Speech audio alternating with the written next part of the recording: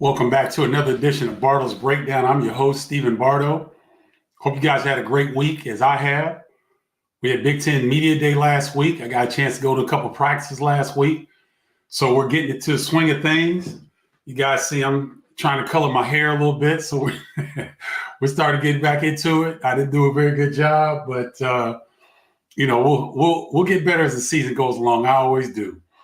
Got a full show for you today. We're going to preview Purdue and UCLA. Just look at some of their projected starters and some of their key players and certain things to watch out for. Give you all something to consider and chomp on as we're inside of a month before the season starts.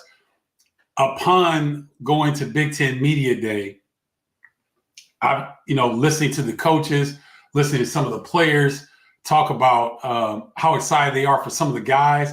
So I've come up with a couple lists, most exciting Big Ten players to watch, and then also most exciting Big Ten freshmen that I'm anticipate seeing. And then we've got a tribe member appreciation, and I'll take your questions. So all that and more today on Bardo's Breakdown. Ryan, hit that intro.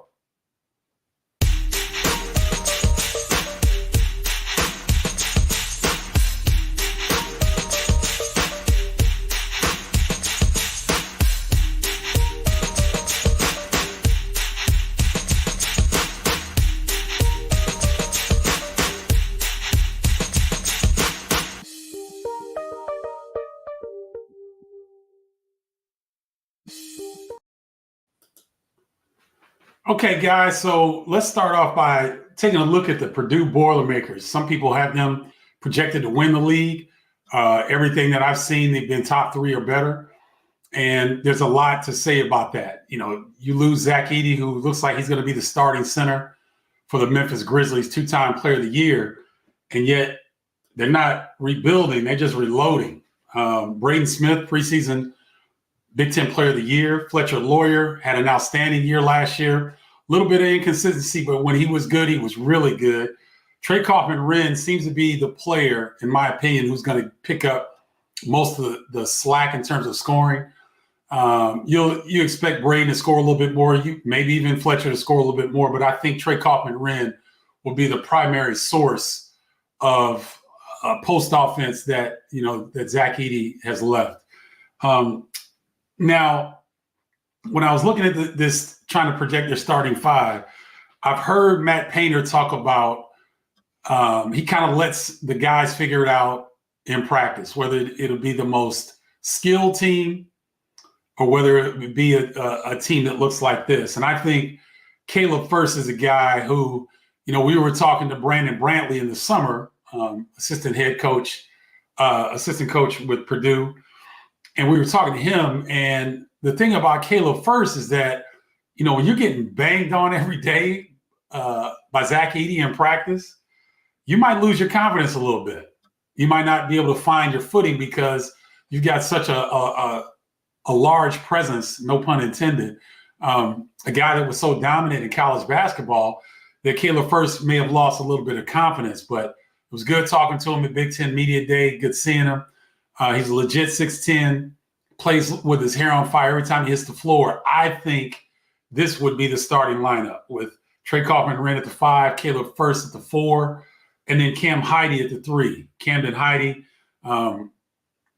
extremely athletic. You saw the tip dunk against UConn. That was one of the few highlights they had in that national championship game. But this is a Purdue team that has a lot of guys coming back that got experience playing in the national championship game. So there's a lot of reason why people think that they can repeat as Big Ten champions with their talent. Along with these guys, I'm also looking at Miles Colvin, Daniel Jacobson, Jakari Harris, and CJ Cox. Now, when you look at, we talked about the starting guys. Thanks, Ryan. I appreciate that. When you talk about, we mentioned the starters, but Miles Colvin, I think, could easily be a starter. Daniel Jacobson, a very talented freshman, 7'4", has Team USA experience. I think he set a record for most block shots in a FIBA tournament, I believe, in their designation. I think he set a record in terms of blocks. So I think these two could obviously start, Miles Coleman or Daniel Jacobson, based on if they can fight their way through the competition in preseason.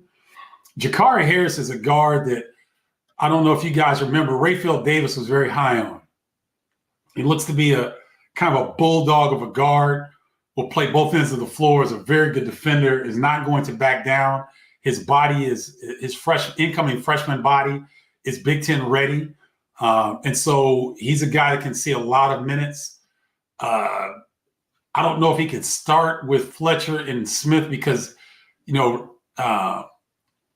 Fletcher being 6'5", but still a little light. Still, I mean, he's worked. Matt Painter says he's worked on his body, but still a little light in the britches to be a primary defender in the backcourt, in my opinion. I don't think you want to put Braden Smith on a 6'4", 6'5" wing guy that's electric, athletic, and wear him out for his point guard duties. I don't think you want to do that. So you could see Jakari Harris in the lineup, possibly based on certain matchups, but I think he's going to get starter-like minutes based on what I'm hearing out of there. And then CJ Cox is a guy that nobody's really talking about, and it was really interesting to hear his story, that he was a really underrated guard. I think there were only Ivy League schools that were looking at him. And Matt Painter and his staff, as you know, do a really a good job, maybe as good as anybody in the conference, of identifying the types of players that will be successful in their program. Not necessarily going somewhere else, but Matt Painter is very confident about what a Purdue Boiler looks like. And CJ Cox is a guy that everything that I'm reading and learning about, he may be a surprise guy in this lineup. That freshman class is a big one, 5 players. Daniel Jacobson, Jakari Harris are guys that really get a lot of the maybe shine of that class. But don't be surprised to see CJ Cox be a contributor with this ball club. I think we talked about this, Rayfield and me did. Purdue's non-conference slate looks probably second toughest, maybe to Illinois'. They get Alabama and West Lafayette. It's going to be a fantastic game. I think Alabama comes back and plays Illinois on the 20th, I think. So that Alabama is really going out testing themselves. But that November 15th game against Atlanta is in West Lafayette. Purdue has to go to Marquette. That'll be the 3rd or 4th year in a row that Purdue and Marquette have played each other. That will be a fantastic game. I'm not sure Marquette is as good as they were last year. They're going to be a little bit different. You take 2 NBA guys off your roster and guys that were as high IQ as those guys, and it's going to be a different game. But Marquette, in Fiserv form, they get it rocking up there in Milwaukee. That'll be a good test for Purdue. Then they have a repeat of their Final Four opponent in NC State, and then they'll play the winner. It's some kind of 4-team tournament. They'll play the winner of BYU and Ole Miss, I think. So that'll be either one of those teams is going to be a quality opponent as well. And then you've got Purdue playing Auburn in Birmingham. And so very good non-conference slate for Purdue. They'll know where they are early on. I'm sure Matt Painter is very confident based on the 70, I think it's Braden Smith and Fletcher Loyer have started all 74 games that they've been associated with Purdue University. They started all those games. So those guys are veteran guards. They're not going to see anything against Alabama, Marquette, NC State, or Auburn that they haven't seen in the past. The front line, how will Trey Kaufman-Renn fare as being the main go-to offensive threat for Purdue? What remains to be seen. Will Daniel Jacobson come in and flex his muscles and his improvement get him on the floor sooner rather than later? Remains to be seen. But it's going to be fun checking out this year's version of the Purdue Boilers. All right, let's jump over to UCLA. And where is it? Okay, UCLA. Now, when you look at the Bruins, a lot of unknowns because they had 6 transfers come in. But the guy that we have pictured here is Kobe Johnson. He was playing for USC, transferred to UCLA, and Mick Cronin couldn't say enough good things about him during Big Ten Media Day. I got a chance to walk past him. He was doing some kind of interview. I bet Vegas that he's heavier than 200. He is a well put together young man. I think NBA scouts were saying that he's a better passer than they anticipated. So he's got that 3-and-D body at 6'6", maybe close to even to 6'7". But he'll be the main cog, in my opinion, for what UCLA is trying to do. So Dylan Andrews comes back. He was almost a 13-point per game scorer last season. He got a lot of experience on the team that had to really scrap and scrape to get 500 in conference play, but they were in 5th place and they suffered a plethora of injuries, did the Bruins. And Mick Cronin was effusive in his praise of his team last year based on the fact that there were freshmen like Dylan Andrews, Sebastian Mack, that were forced into playing big minutes. And he was very proud of the way that they handled that. So now you've got Dylan Andrews, Sebastian Mack, who was 12 points per game. Big physical guard. You got Kobe Johnson, Lazar Stefanovic, an outstanding, like kind of a smaller 4 that can space the floor.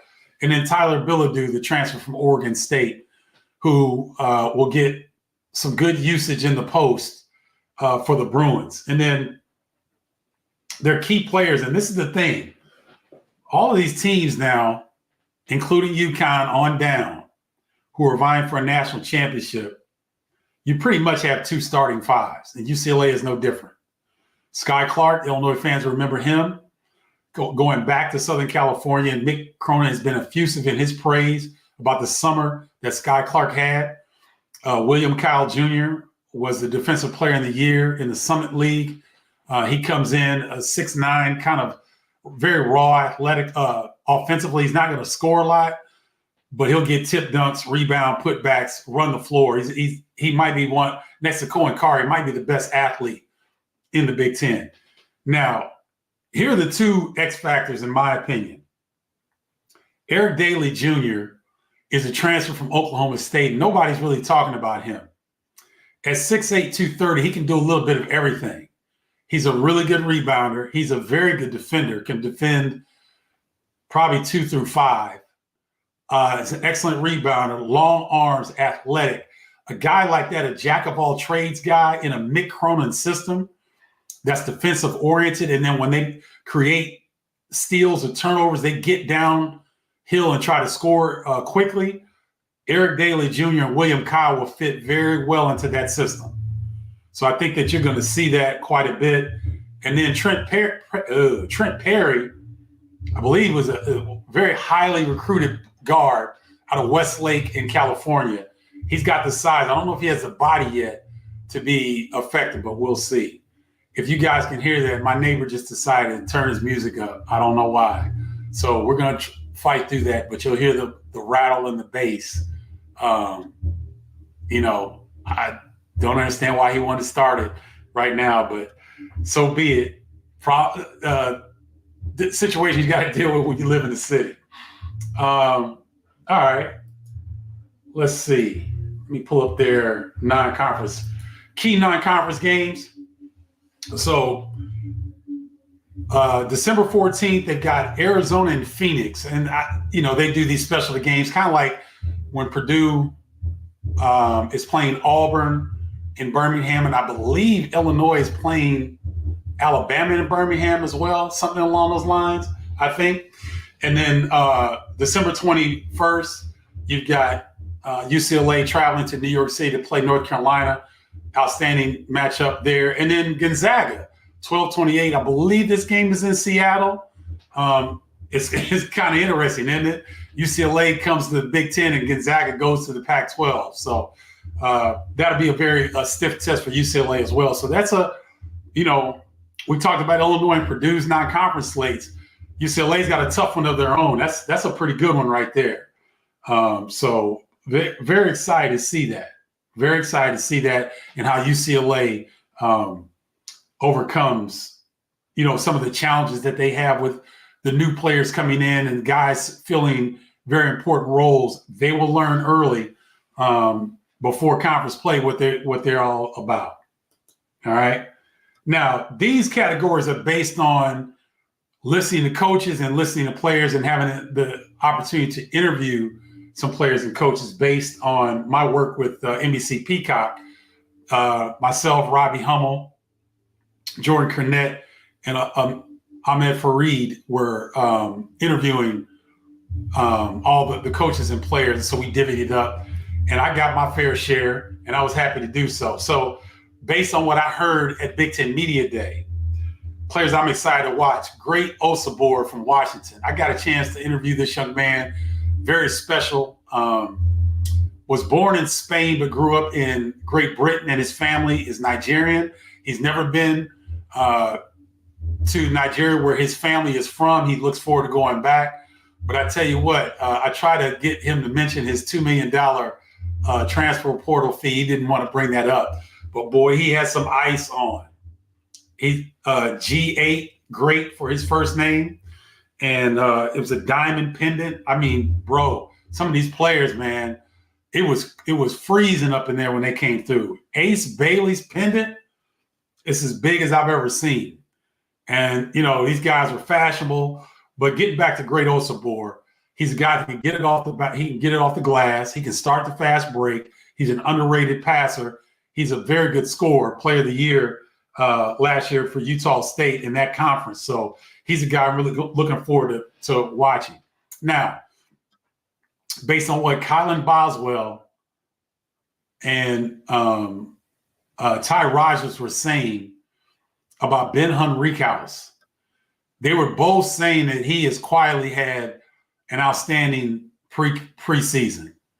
Now, he gets overlooked sometimes when you're talking about Kasparis Yakushionis and Will Riley, and with good reason. Those guys are highly ranked, highly rated, incoming freshmen. People are excited to see them. But Ben Henriquez, according to Kylan Boswell and Ty Rogers, they say he's had as good of off season as anybody. And the fact that, and I've heard Brad Underwood, some of his comments were also effusive in the fact that Henriquez has more to his game than they initially thought when they scouted him. So I'm really looking forward to seeing Ben play. St. Thomas from USC. Now, he started his career in Loyola, didn't do much there, and then kind of had a bust-out year last year. I believe it was Northern Colorado. Eric Musselman and some of the quotes and comments coming out of USC, St. Thomas is going to be a player. I walked past him, didn't get a chance to introduce myself, but he looks about 6'7"-ish, maybe close to 6'8", but kind of a jack of all trades guy. Scored the ball well with Northern Colorado. I believe that's where he transferred in from. He's a guy that I want to see. Jacoby Gillespie coming in from Belmont University. If you guys remember, we had Greg Manning Jr. on the show, and he was talking about Jacoby and his ability to not only run the team, but he was a 17-point per game scorer last year in the Missouri Valley Conference. So Jacoby Gillespie, based on what Kevin Willard and some of the sound bites and quotes I'm hearing coming out of Maryland, he's one to watch. And then you guys heard me talk about Jackson Shelstad of Oregon, and he is a guy that made preseason All Big Ten, based on the fact that he's sophomore. He had an outstanding close to his freshman year. He's going to get the ball in his hands. He's going to be the primary scorer for a very talented Oregon team that I'm looking forward to seeing as well. So those are some of the players I'm looking forward to seeing after going to Big Ten Media Day and hearing some of the quotes and comments from some of the upperclassmen, some of the coaches. But there are also some freshmen, based on what I heard as well, that I'd like to see. Kasparis Yakushionis and Will Riley from Illinois, Ace Bailey and Dylan Harper for Rutgers, and then Derek Queen from Maryland. I probably have to do a better job of looking at some of these high school players before they get into the Big Ten Conference. I kind of wait until they sign and I look back. And And so I'm really looking forward, especially the Illinois kids, because they're guys that are from, Riley from Canada, although he played in the EYBL and tore it up. Kasparis overseas and has done his thing in international play. Ace Bailey and Dylan Harper. I knew about Dylan from his dad, Ron Harper Sr., years ago when he was coming to watch his brother, Ron Harper Jr., play at Rutgers. Dylan was, I think he was an 8th grader or something. Remember Ron saying, he pointed to him, he said, "Now that's the one."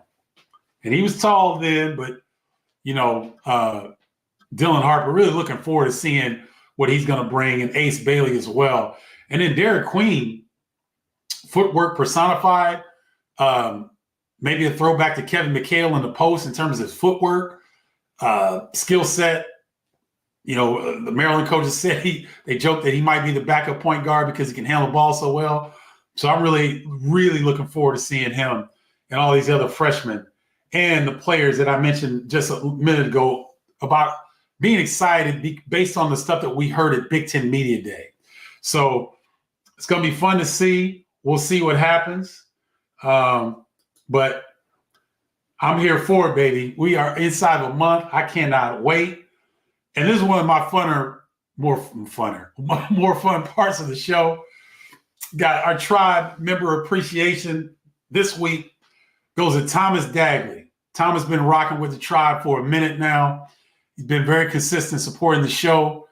He came and showed love at the Bardo's Breakdown tribe member gathering in Champaign, a loyal supporter of the show. And we appreciate you, Thomas. Thank you, my man. I wanted to show you some love. And I'll be showing love to each and every tribe member that has been rocking with us.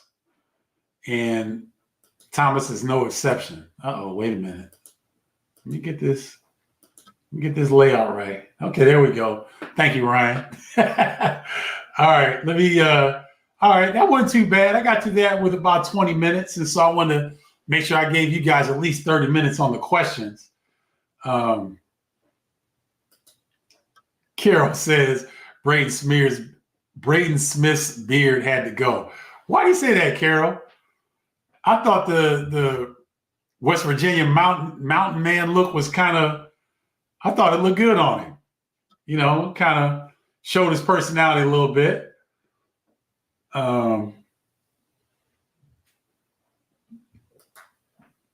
Curtis, is anyone going to the football game this Saturday? I'm thinking about going. You talking about Illinois and Purdue? You better hurry up because the Illinois tickets go fast, man.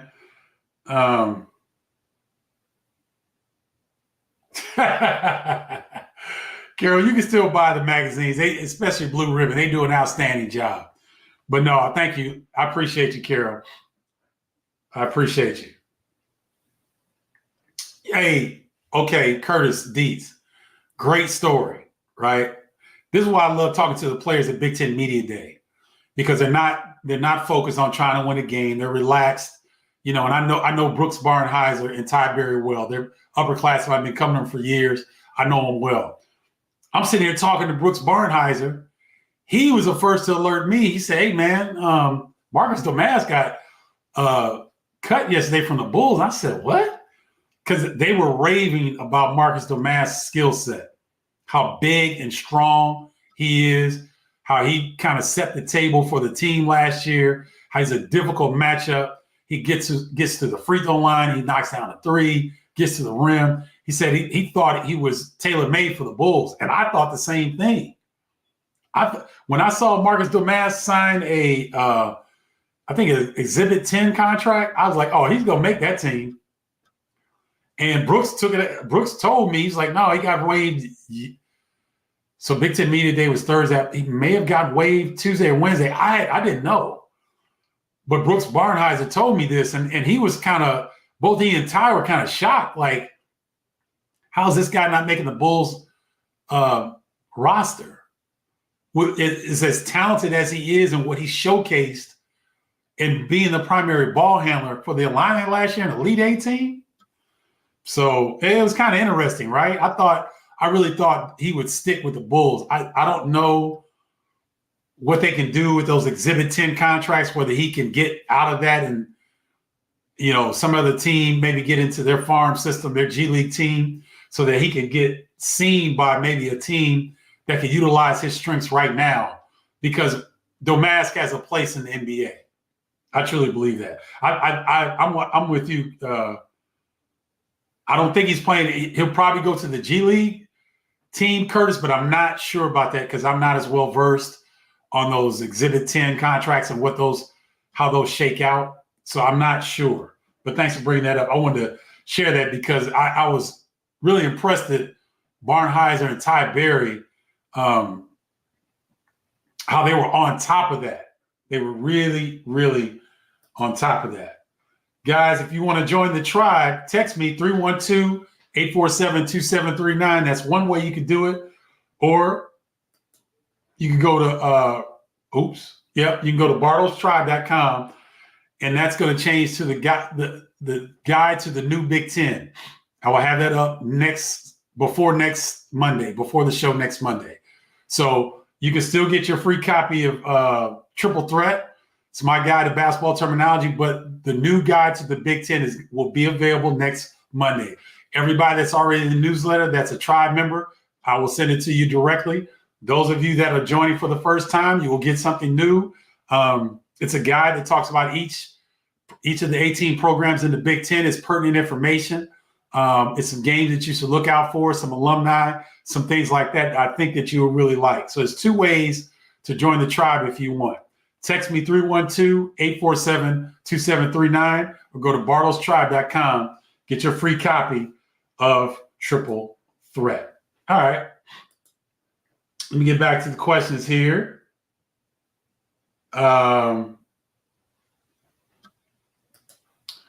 Curtis D says, what do you think about the new Pac-12 conference? Isn't UConn going to it? Seems like a step down for UConn basketball. You know what, Curtis? That thing is so fluid. Is it Oregon State, Washington State, San Diego State, Gonzaga, Boise State? I think they're trying to get Hawaii to join. And there might be another. Is Fresno? I don't know. I'll wait till that stuff shakes out. I don't see any benefit to UConn going to the Pac-12, Curtis. I don't see any benefit to that. The travel would be incredibly arduous. I don't see that. I don't see that happening. I really don't. I didn't understand why Cal and Stanford went to the ACC and SMU, but then I had to apply the knowledge of the Big Ten Conference's expansion, and they go after television markets. Well, the Cal and Stanford had the San Francisco television market, which is a big one, and then Dallas television market for SMU. So those were savvy moves that, Cal, Stanford, I mean, they're going to be that reverse travel from west to east. It's crazy. Wow, already got 2 new members subscribed to the Tribe Text. Thank you for doing that. Thank you very much. I appreciate it. I think you'll enjoy it. All right. Is there a way I can listen to your interviews from Big Ten Media Day? No, Carol, what happens with those, so with NBC and Big Ten Network, because I've done it for Big Ten Network, I think Fox does the same thing. CBS is doing the same thing. We have a series of interviews that we ask the coaches and players that the networks utilize all those sound bites to run probably up until midway point of the Big Ten conference slate. And then once the Big Ten, once you get into February, there's enough sound bites throughout the year that those networks can go and pluck from different media organizations. But to start the season, it's good to have these sound bites when there's non-conference games and there might be a blowout. You can slip something in that, hey, here's Fran McCaffrey on Drew Thelwell, his transfer point guard coming in from Morehead State. Or let me think. I interviewed Danny Sprinkle of Washington, Dana Altman of Oregon, Fran McCaffrey, Iowa, Mike Woodson, Indiana, Chris Collins, Northwestern, and Ben Johnson, Minnesota. So if we're doing a Minnesota game, they'll use some of the Ben Johnson stuff that we did at Media Day. They'll run it in after an under 12 timeout or something like that. So those are privy to the networks. They don't really let those out. You can get transcripts, Carol, because Iowa sent theirs out today. They sent a transcript of Fran McCaffrey's, I think when he was on the panel, and then when he was, I didn't see that part because I was in the interview room with NBC. I didn't come out to where BTN was doing all the interviewing stuff, so I didn't really see it. But I did see a transcript from the University of Iowa today that was sent to us from their sports information director. So, Carol, you may be able to go on each school's site, and the SIDs may have posted some of the transcripts and sound from Big Ten Media Day, but you won't be able to hear the interviews that we did because it's used by the network solely. But good question. Thank you. What's up, Juju? Good to see you, man. Hope to see you this weekend for Brownlow's Hall of Fame induction. Oh, that's this weekend? I may have to get down for that. I was scheduled to go out of town, but this impending hurricane, Juju, may be throwing a monkey wrench in my plans. We'll see. But if I'm not, I may come check that out because I would love to check you guys out. Guys, this is Julian Brown is one of my good friends and one of my college classmates, and he will tell you that I hung out as much with the football players as I did the basketball players. And Derek Brownlow is my guy, and it was a hell of a football player, and is doing great things with some of the youth in Indianapolis. I think he's still coaching high school football over there while counting his stacks of dough because he's a successful businessman as well. I'll check in on that, Julian. Thanks for that heads up, brother. I appreciate you. Oh, and I think it's happy belated birthday to you. Didn't you have a birthday recently, Julian? I think I saw that. Hope you enjoyed your birthday, brother. Love you, man. Thanks for chiming in.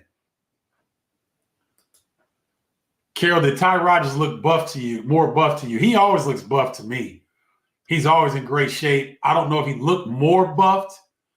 But guys, if you have not seen Ty Rodgers in person, it's hard to notice anything but that smile, man.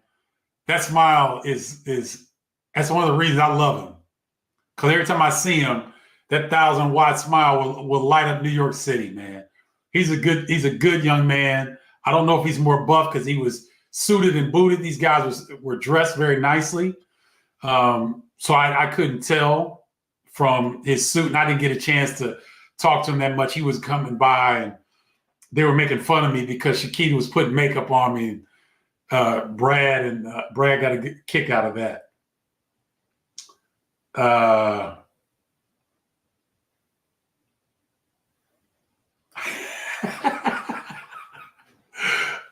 You gonna do what if we lose to Purdue?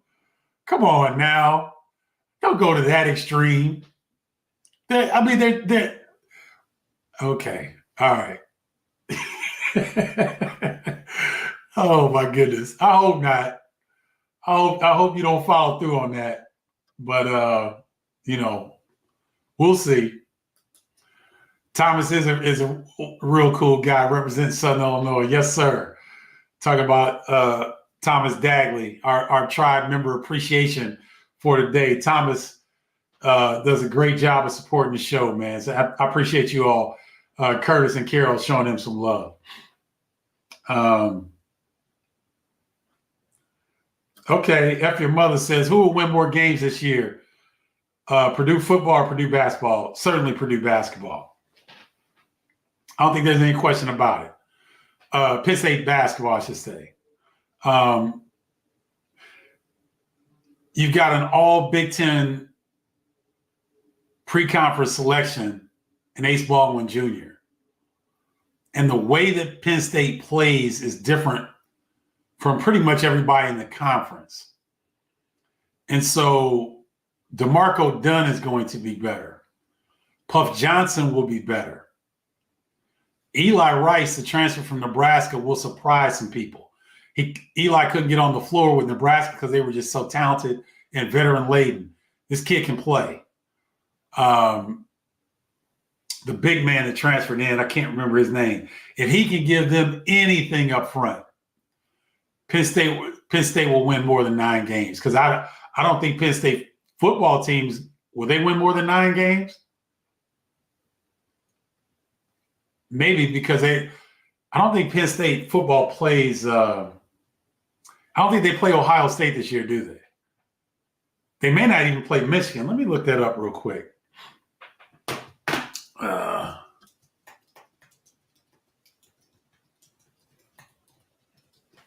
Let's see. Oh, no, I was wrong. They do play Ohio State. Okay.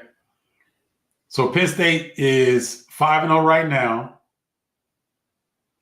And they go to USC. They go to Wisconsin. They got Ohio State at home November 2nd. They've got Washington at home November 9th and at Purdue. Wow, they made – and then at Minnesota. They made – and then they finish at home against Maryland. I said 9 games? Let's see. At SC – let's say if Purdue football wins 10 games, even 11, Penn State basketball will win more than 11 games. I definitely think so. I got to talk to Domas' family in Omaha and Boston. I briefly talked with him as well. Great family. Yeah, Curtis, it was fun to see Marcus Domas' family traveling. I met them out at a pregame gathering in Boston. I'd seen them, when I was calling games, we would kind of show a camera on them. So I'd seen his parents, but his brother and sister, I think he got 2 sisters and a brother. I think they were all there, and I got a chance to meet them. Yeah, fun family. It's always good to see. It's always good to see that. From a player's perspective, what are a few traits of good fans, says Spoon River Cowboy? Traits. Well, Rayfeld Davis made a point, was it last week or the week before last? We were talking about toughest venues to go get a road win. And I had Indiana and he had Michigan State. And the other 4 we kind of agreed upon. And I said, well, why do you pick Michigan State over Indiana? And he said, because Indiana's fans had booed them recently. And he said that, when you're an opposing player and you go into a quote unquote hostile territory, if the fans are booing the home team, it doesn't make it. I don't know if I would classify that as good fans. So maybe fans that don't boo their teams. By the way, I didn't hear them booing anybody this past year. I think Rayfeld was referring to under Archie Miller's helm. I believe that's what he's referring to. So good fans, those that they don't boo their home team. 2, they're knowledgeable. 3, they're very loud. They get loud and they stay loud. And 4, I like fans who can appreciate when they've seen an outstanding performance from an opponent. Like I've seen Illinois fans, I think I want to say they gave Trace Jackson Davis some love one time when Illinois, their defensive scheme was to try to cut off everyone else and let Trace beat them, and Trace ended up beating them. And I believe he got recognition when he was coming to the bench towards the end of the game. I think he got some recognition from Illinois fans. So I would say that fans that acknowledge an outstanding performance from an opponent, I would say is a good trait as well. And then be nice / nasty towards the opposing team. You want to make it tough on them. You want your student section to have done a little bit of research, so they'll say something that is funny and might make an opposing player laugh and get them off of what they're thinking about, or get on an opposing coach and ride them for a little bit, try to get up under their skin. I think that's a sign of a good fan base. Those are good questions, though, Spoon River Cowboy. Thank you. No, Carol, I got you. I got yours. You're good to go. I got your picture. You're good to go.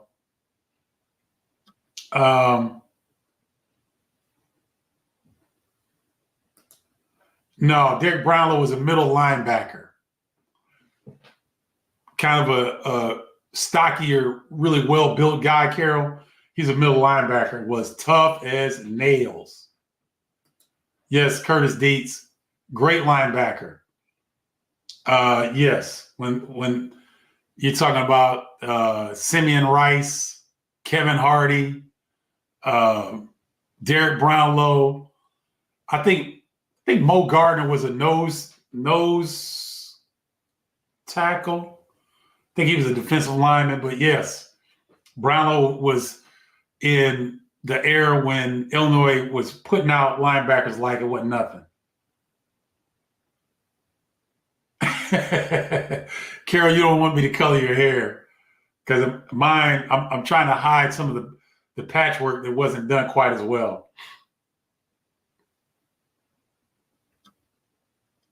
Oh, wow.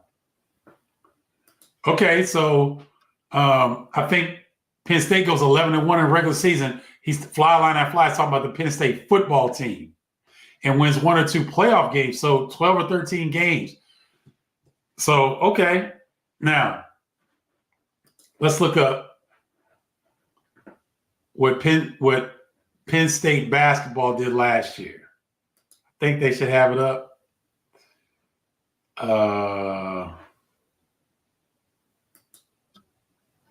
Let's see.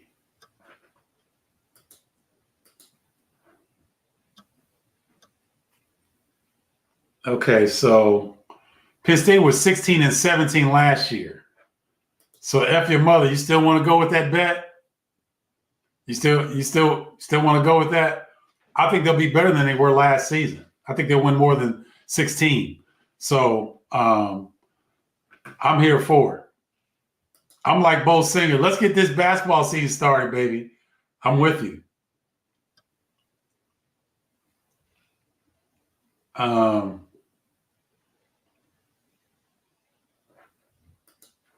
Carol said, I hate when fans boo their home player team, then about half hour later they cheer on the same person. You know who that happened to, Carol?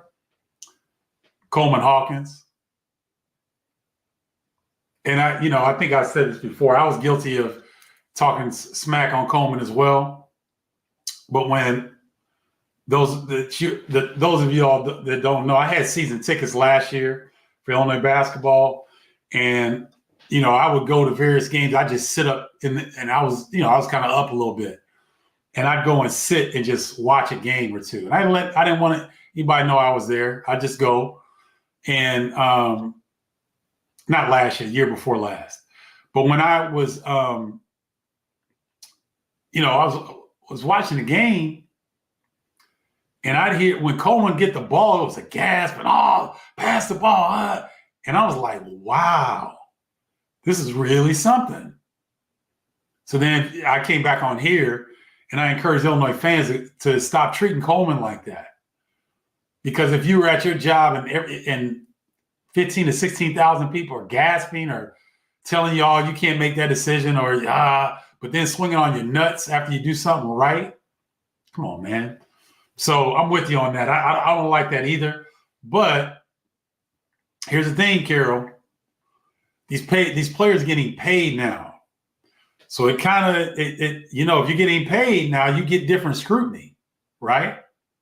They're not quote unquote amateurs anymore. These players are getting paid. So the line kind of blurs now. So if you're getting paid and you're getting booed, it is what it is. I think pro players can handle it better just because they're pros, right? And they're getting money. And they're a little bit more experienced. College guys are still, some of them are still boys trying to become men. And that heavy scrutiny from your home base is tough. And I thought Coleman Hawkins, you know, when we go back and look in history, Coleman Hawkins may have handled that situation as good as any player that I've seen in college basketball. Now, obviously, I'm closer and pay a little bit more attention to the Illinois program, but me covering the Big Ten for a lot of years, I haven't seen a player have as much scrutiny as Coleman did from his own fan base. So that's a good call there, Carol. Bo, that is pretty cool, right? I love Illinois free throw chant for the opponent chicken nuggets. That's awesome. Yeah. You know what? Funny thing is, I wonder if I could have cashed in when I had season tickets, you know, even though I was calling a couple of the games. Would love to have cashed in on that. It is crazy awesome, though. That is really, I think everybody in the country should do it. It's hilarious to me how the fans get revved up, and college kids want free stuff, man. Some free McNuggets? Are you kidding? Whoever came up with that was brilliant. Simply brilliant.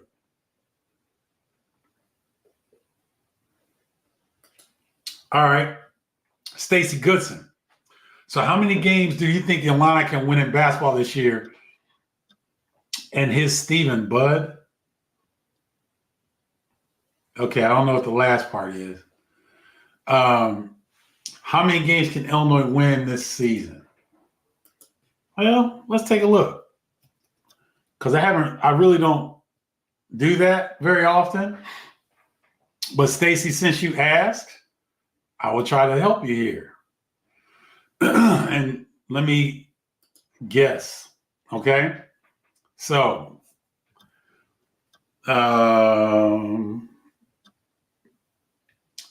their first 3 games, Eastern Illinois, SIU, Edwardsville, and Oakland, I think are obviously winnable games. I don't think Oakland will be as good as they were last year because I think they lost I know they lost Conway the big. Their best player, 6'6" kid whose name is escaping me, Townsend. I know he left. I can't remember where he transferred to. And Jack Koke, the three-point shooter, I think he graduated. So I don't think they'll be as good as they were last year, but I think Illinois shouldn't have any problem in those first 3 games. Alabama and Birmingham is a tall task. With such a young team, I wouldn't give them that one. So that's 3-1. Maryland, Eastern Shore, Little Rock shouldn't be any problem. 3-2. Arkansas and Kansas City. I think since Cal first year there, they've got some moving parts. Jonell Davis coming in from Florida Atlantic. Big Z is following him from Kentucky. I think Boogie Fland is coming in, the really 5-star guard, I believe is going to play this season. Well, let me just look it up and see. But I like Illinois in that one. Based on a neutral floor, I like them against Arkansas. At Northwestern, it's going to be tough. Wisconsin at home, Brad Underwood has had Greg Gard's number. I think he's won the last 7 matchups against Greg Gard.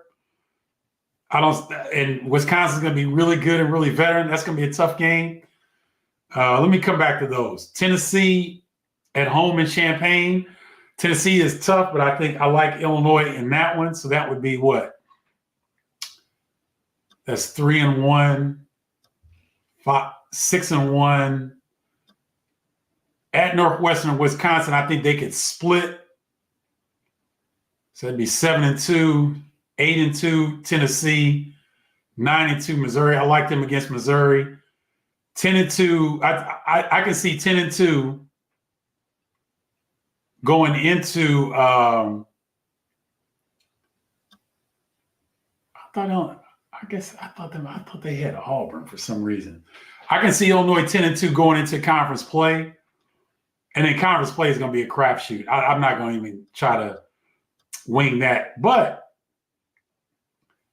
December 22nd versus Duke, that's going to be a hell of a matchup. And Madison Square Garden is Duke's second home floor. Illinois will show up because our fan base and a large amount of Illinois alums in New York City. I bet that I'd have to guess that would be a pro-Duke crowd, though. That would be tough. So 10-3, I'd give Illinois 10-3 in non-conference slate. Well, no, because that includes Northwestern and Wisconsin games. So, yeah, take away those, that would be 8-1. So 8-2 in non-conference slate. I would give them, because I think Alabama would have an edge over Illinois just because of their veteran play, and they'll be in their backyard. Arkansas, I like Illinois in that matchup. I think they'll do well there. Tennessee at home, I think they can win that. I like them against Missouri in the border war. Missouri totally reshifting their lineup. Chicago State at home, I like the Illini. So, Stacey, I hope I gave you a sense of what I think there. Duke, Alabama, based on where those games are played and the fact that Alabama's early, Illinois is going to have to, they won't know a lot about themselves. That would be their first tough matchup. I'd give the nod to Alabama on that one, but the Arkansas game, I like their chances. They'll have a few more under their belt. That's in Kansas City against Arkansas. I like that matchup. Orlando Antigua will have some intel on what Kentucky's trying to do, or not Kentucky, Arkansas is trying to do based on the fact of his time with Cal. I like that matchup. I like the Tennessee matchup at home. I thought Illinois played Tennessee very tough there last year. Two totally different teams. But I think Illinois will be battle tested by that time. I like that. And then Duke is a tall task because those guys, man, they have so much talent on that team. And that's February 22nd. Those guys will be battle tested, but so do the Illini.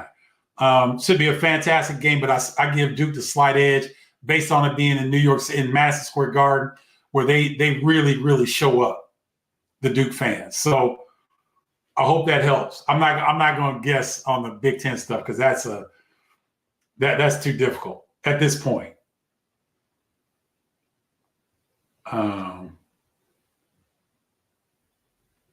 Oh my gosh, Thomas Dagley. Well, first of all, Thomas Dagley is our tribe member appreciation recipient of this week.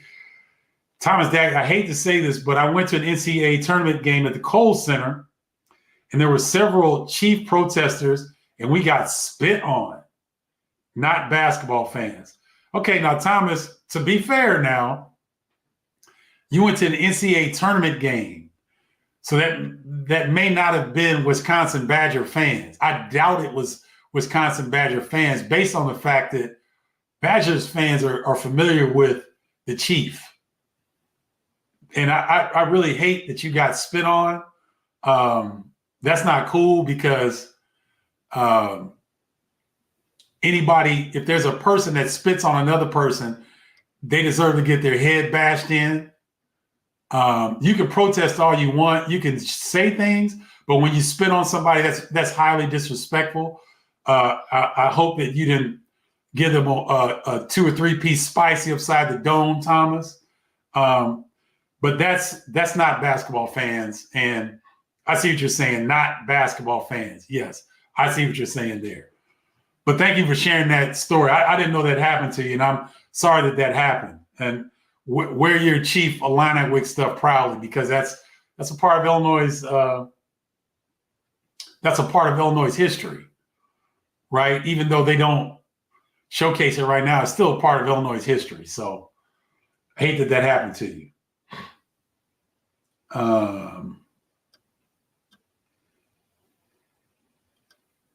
Let's see. Curtis D says Dana Howard was the best linebacker. Halvek and Hardy had the better careers in NFL linebacker. Okay. Dana ain't hurting though. Dana's got his own construction company. He's doing quite well. And me and Gene Cross we were privileged to be in the suite with Dana Howard, the Illinois-Kansas football game or something like that. It was Illinois-Kansas football game. When you sit and watch a football game with a football great like that, the stuff that he's calling out and me and Gene are trying to keep up and listening and all that. Oh, it was fantastic. It was fantastic. I don't want to go to another Illinois football game without being with a former player, because the way that they see the game and what they can tell you, it's next level. It was great. It was great. Embrats, I haven't heard anything on that Ole Miss game. I'm looking at the Illinois. I'm looking at the Illinois site, the fightingillini.com site, and it just has at Mississippi exhibition in Oxford. I gotta think the SEC network would pick that up. I have to believe that. I'd be very surprised if they didn't. But we'll see. And as soon as I hear something, I'm sure you'll keep checking back, Monty. If you hear about it, let me know. I'd love to know.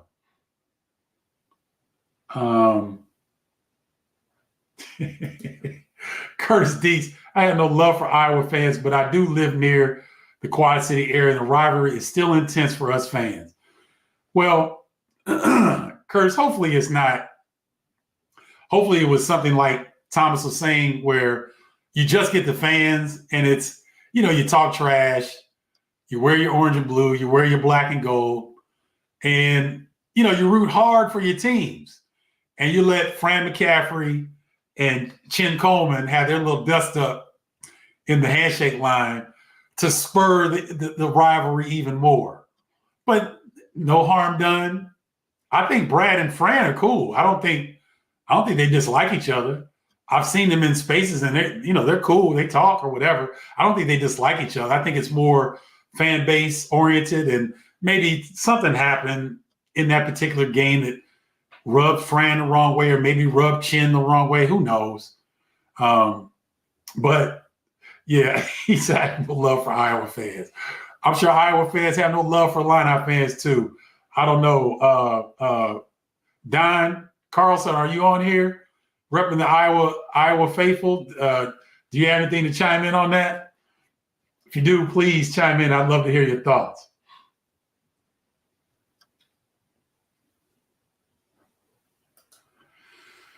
Well, he said, I'm no gambling person, just asking. Penn State basketball hasn't been relevant since Lamar Stevens. Probably won't be again for decades. I think if you watch Mike Rhodes, F Your Mother, and watch some of their games, watch their style of play, I think that might change your mind. I think Mike Rhodes is going to create recruiting ties in areas that will really feed the way that he likes to play. And I think there are a lot of players that like to play that style of play, where Mike Rhodes gives his players the green light to be confident. Now, don't take bad shots, but take the shots that are available that we practice on a day-to-day basis. And I think I like Mike and what he does. I mean, there's no Big Ten coach that I don't like and that I don't like their strategy. I like them all. I like the nuances and the differences and where certain coaches have more emphasis than others. And Mike Rhodes is no different in that. I think they're going to be back as a player or a contender. It may not be this year, but it won't be long, in my opinion.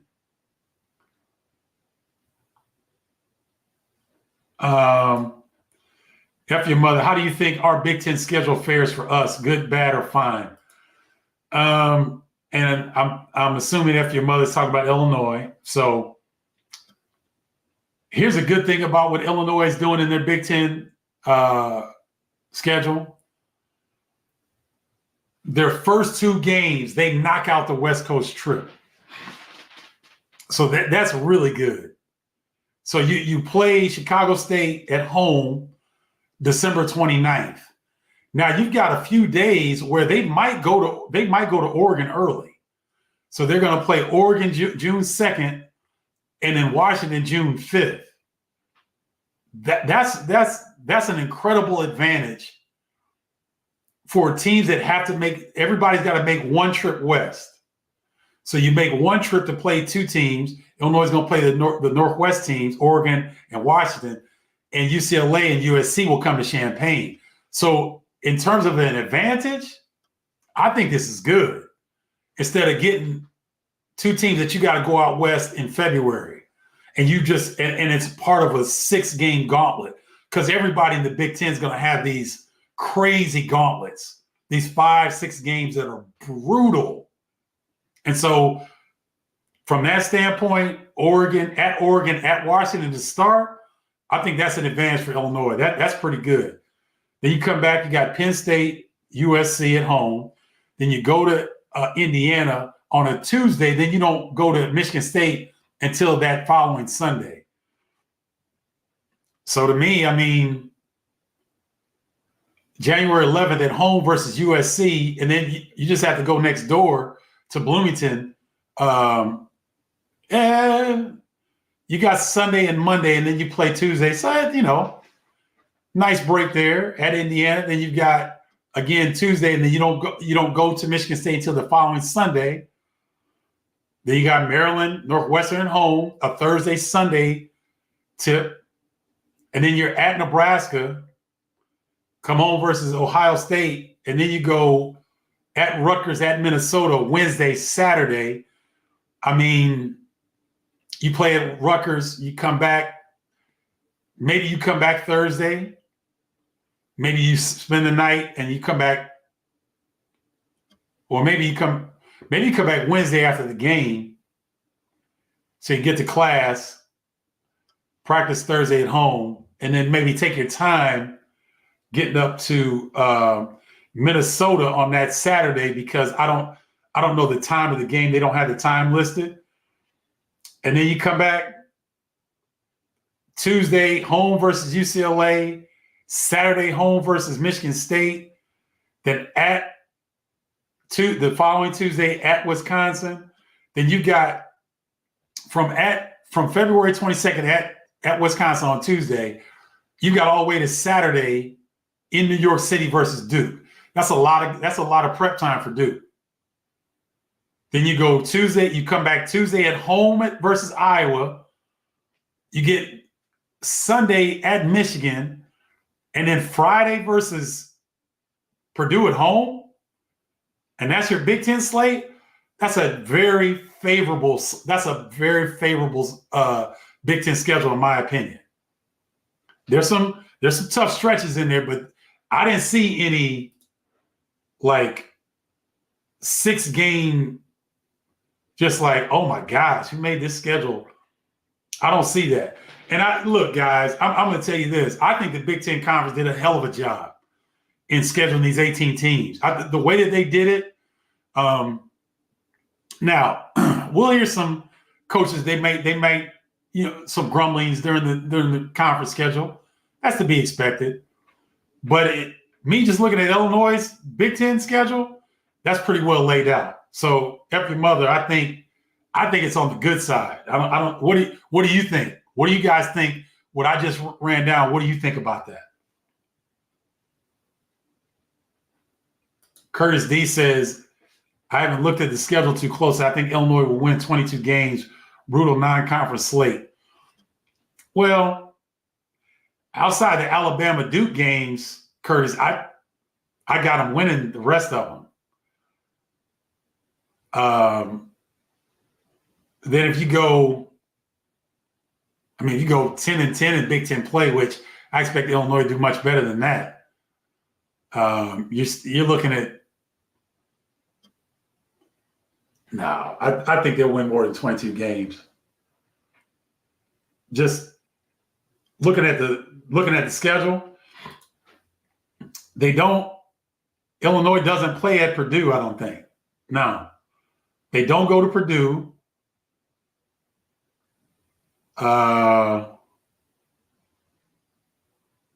They don't go to Iowa, which is always tough for Illinois because it's a rivalry game. They go to Indiana. They go to Michigan State. They're at Nebraska, which is tough. At Rutgers, which is tough. At Minnesota. At Wisconsin, which is tough. At Michigan. I mean, they've got. I mean, the fact that they don't go to Purdue, which is, I think we all can agree, probably the toughest place to get a road victory. They don't have to go to Purdue, right? They do have to go to the Breslin Center, which is going to be tough. They do have to go to Indiana, which is tough. I don't think they go to Maryland. No. They get Maryland at home. And they get Ohio State at home. I don't think they go to Ohio State either. Yeah. So, I mean, I think Illinois, I think they're going to win more than 22 games, Curtis. I think they're going to be up there vying for the top of the Big Ten, like I've been saying all off season. Fly Line I Fly asks, how many points per game do you think the leading scorer on this team averages? Can't imagine it being a whole lot. Seems like a roster with good depth, but very balanced. I agree. I anticipate. Now, here's the thing. Can we expect anybody on this team to perform as well as Marcus Domask did? That would be a tall order. Don't you guys think? I think he was a revelation. And also heard Brad say something that was very key that I was surprised. I shouldn't have been, but I was surprised. He said that Terrence Shannon Jr. scored the most points of an Illinois player in history in a season. I think he's right. And Terrence didn't play 6 games. And he was off the ball. So the fact that he was off the ball, and I believe he averaged 23.7 points per game. Marcus Domask was a double-figure scorer. Coleman Hawkins, I think, was a double-figure scorer. I don't think Gary was, but then you had a lot of guys in that 5 to 8 range. I mean, that's why I'm so excited to see these guys. Will Riley's going to be a double-figure scorer the way that coaches talk about him. Ben Hubb-Reekhouse looks like he's going to be a double-digit scorer. He'll be an action guy as well as a spacer. Kasparis is going to have the ball. Kasparis is going to have the ball in his hand. That's 3. Ty Rogers has been shooting 1,000 to 1,500 jumpers in the all season. The way he offensive rebounds, I can see that's 4. Kylan Boswell, who's going to have the ball in his hands. He and Kasparis are going to have the ball in their hands. I think Kylan's going to start. That's 5. We haven't talked about Ivicic, Morez Johnson, Gibbs Lawhorn, Jake Davis, Trey White, who I think is an X factor for that team. Brad has been trying to have Trey White handle the basketball a lot. Maybe a similar situation as Marcus Domask. So if the leading scorer is 13 points a game, maybe. 13, 14 points a game, maybe. Because I just see a bunch of guys, man. I don't know. You know, obviously the rotation will shrink as we get close to the conference play, but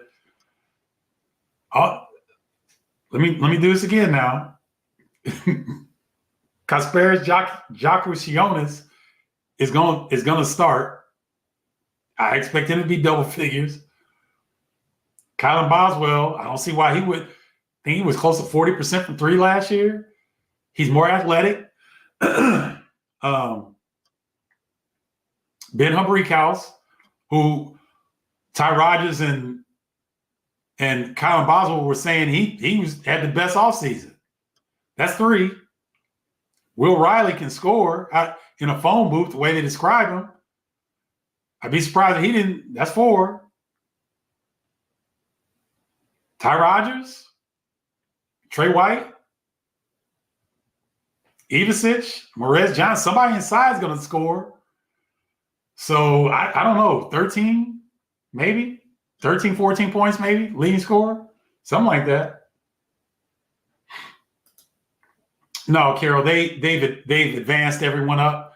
Qua Jones, I think Qua Jones has elevated to assistant role, and Zach, Tyler, Jeff, and Orlando all, they're all solidified. So no, they're set on their coaching staff. So they don't need to replace anybody. You're welcome, Stacy. Thanks for the question.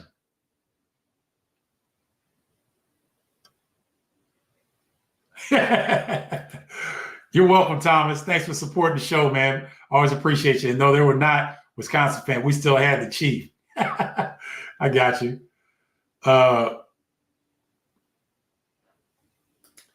Who will lead the team in scoring? I think it's Jocko Shionis. I think his skill set, the fact that he's going to have the ball in his hands, that would be my choice. I think he gets, for right now, from what I've seen on film, I think he gets downhill better than Kylan Boswell. But I don't know. Maybe Boswell with his increased athleticism. I don't know. We'll see. But those two guys will have the ball in their hands the most. And I think they'll be probably the main action guys. I think it would be Kasparis, Kylan, Trey White, and Ben Humphrey-House will probably be the primary action guys. Throw Ty Rodgers in there as well. The other guys are space. We'll see. But I think it would be Kasparis. That's what I think. What would your starting lineup be for the Illini basketball team? Jocko Shionis, Boswell, Ty Rodgers, Ben Humphrey-House, and Tomislav Ivicic, if everything works out for him. If it's not Ivicic, it'd be Morez Johnson. That would be my 5. Humphrey-House, the way they got, again, looks like he's going to start. Boswell and Jocko Shionis is going to start. Ty Rodgers, I just, for all that he brings to the team now, maybe they start Will Riley and bring Ty Rodgers off the bench. That would be maybe the only change. Because I think if you've got Ben Humphrey-House and Trey White, I don't know that you would maybe start both of those guys because they do similar things. It's just I'm guessing here, Stacy. But that's who I would think would start. Uh-oh. Thanks for the birthday shout out. Julian's wife took me to Tela, Honduras. I texted you the Hall of Fame info. Mad love to Bardo's break. Thank you, Julian. Appreciate you, man. Man, now that's a great wife. Some folks wives taking the Chuck E. Cheese. You got to go to Honduras. That's what's up.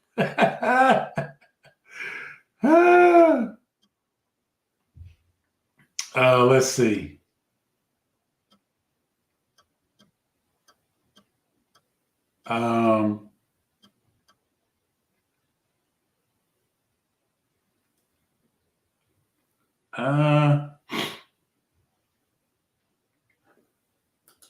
Curtis D says, I seen Penn State in the tournament in Des Moines 2 years ago. I say making the tournament is relevant. Okay. AVPDS. My starting lineup would be Boswell, KJ, Riley, Ty, and Ivicic. Okay, so you like Riley, you like Will Riley and Ty. but no Humreek House. Because look at this lineup, okay? Boswell and KJ.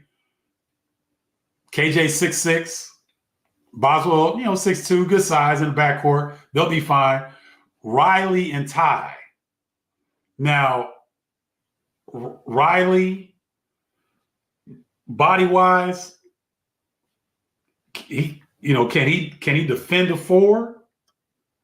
I don't know, because in that situation, if you got Ty, and Will as your 3-4, sometimes those guys are gonna have to switch. I like Ivicic.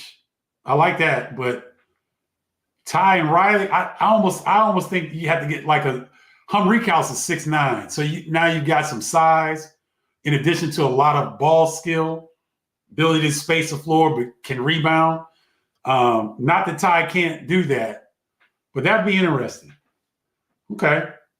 I tell you what, you put that lineup on the floor, they can play fast. Flying line on fly says Boswell, KJ, Riley, Ben Humreek House, and Marez Johnson. Not to label this solely because of this, but look at all the Missouri Valley transfers last year, all hit big time. I think Humreek House could have a good impact. I agree. And based on what I heard coming out of Big Ten Media Day, that's what I've heard. I like Humreek House at the 4 as well. And the only thing is if Ivicic, I've got a wasp flying in here, so it's kind of messing with me a little bit. As long as it doesn't fly over here, we're good.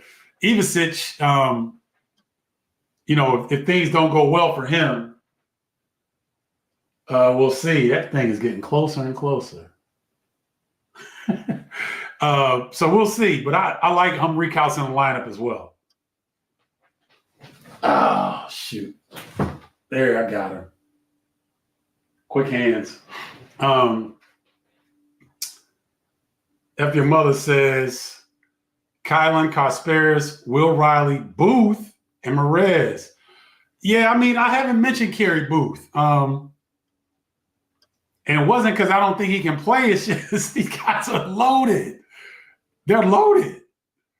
It's hard to project because they have so much talent. And yes, Kerry Booth is going to be in the mix. I apologize for leaving him out, but he's going to be in the mix. You're right. People are underestimating him. I agree with that.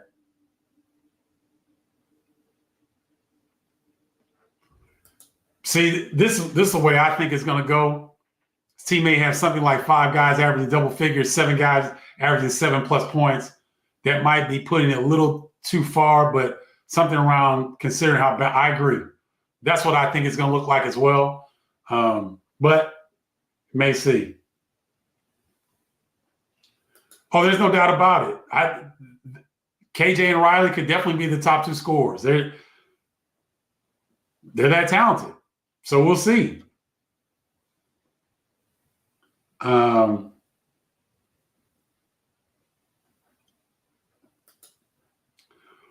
Well, here's the thing.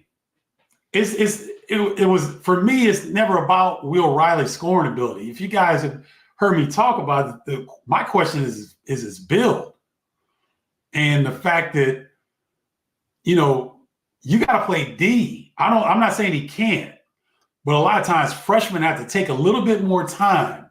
Like with KJ, he's played international basketball. Tomislav Ivicic is what, 21? They played against grown men. Will Riley's playing the EYBL, which is very good competition. I just don't know how much defense those guys are playing. Now, he's getting a taste of it in pre-season, but I'm not knocking him. I'm not knocking him. But if your mother, you're so confident, have you been down to Champaign to watch practice? Have you heard Underwood give out his starting 5? I don't think we're going to hear that. We won't hear that for a while because it's so competitive. It's not like I don't think the kid can start. I just think that KJ's experienced. Kylan Boswell is experienced. Ty Rogers is experienced. Ben Humreek House is experienced. Ivicic is experienced.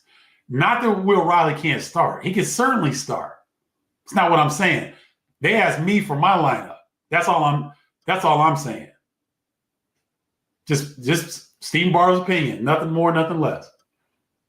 But don't think I'm shortchanging the dude. It's not that. And scoring the ball that's not everything. No, AVP, DS, I don't think there's anything seriously wrong. I just think it's whatever his brother went through to get eligible at Kentucky, it took him till almost conference play, I think. I hope that's not the case here. I don't know. I haven't looked at it too deeply, and two, nothing's come across that would indicate that it's going to be really serious. I don't know. I hope not. Because one Wisconsin coach told me that he looks forward to seeing this young man. Says he's very skilled. Said Illinois got a good one. And he knew about KJ, but he was talking about Tomislav Ivicic. And he said they got a good one. Hey, Curtis, I like wasp and things like that. So I've got a wasp nest of one of my recessed lighting that I got to deal with. I don't like killing things like that. I just kind of like shooing them away. But when I'm in the middle of a show, man, I gotta stay focused. I'm at the free throw line, baby, with the time running out.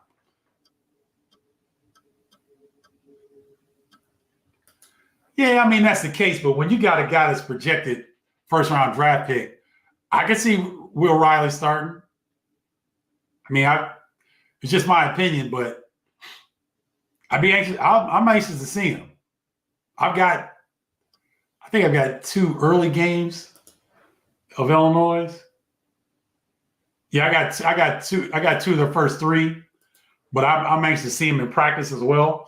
So we'll see how that shakes out. But all right, guys, I think that's it. I think we got to everything. Again, if you guys want to join the tribe, you see the number down below. And thanks for the 2 to 3 members that signed up that I got an alert on. Thank you very much. You can also go to bardostribe.com to get your free copy of Triple Threat, my guide to Bardo, Steve Bardo's guide to basketball terminology. By next Monday's show, we'll have a different free copy of the new Big Ten, your guide to everything new in the conference. So look out for that. Thank you guys so much for tuning in. I appreciate you. Love you all. And until next time, holla, y'all.